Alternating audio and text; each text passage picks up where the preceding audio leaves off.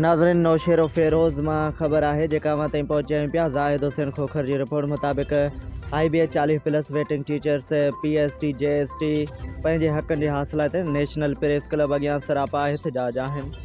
हुन मौक़े ते मीडिया सां ॻाल्हाईंदे इरफान अली चौहान, अब्दुल्ला खोसो, आतिफ सोलंगी, वसीम खोखर, गुलज़ार मंगी, अतीक सूमरो चयो त असां 6 सालनि खां रोडनि ते सरापा एहतजाज आहियूं, पर हिननि अंधनि गूंगनि ॿोड़नि हुकुमराननि जे कन ते का जूं बि नथी चुरे। समूरनि MPs MNs जे दरनि ते विया आहियूं, पर असां मिसकिननि जी वाहुर नथी कई वञे, हिकु बि नथी ॿुधी वञे। गुज़िरियल 9 महीननि खां कराची प्रेस क्लब अॻियां कैंप लॻाए वेठा रहियासीं, पर लड़ी केर बि कोन आयो।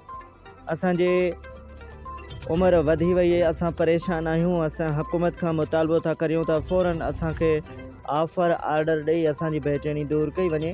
असां स्पेशल कमेटी जे अॻुवाननि ज़ियाउल हसन लंजार ऐं अवेस शाह खां मुतालबो था करियूं त ख़ुदा असां सां इंसाफ़ कयो। असांजा बच्चा बुखनि ते आहिनि, असां रोडनि ते आहियूं। अञा जे इंसाफ़ न मिलियो त एहतजाजनि असां सख़्तु क़दम खणंदासीं। उन में असां पाण ते पेट्रोल हारे पाण खे साड़े छॾींदासीं। उन जी ज़िमेवार सिंध हुकूमत हूंदी।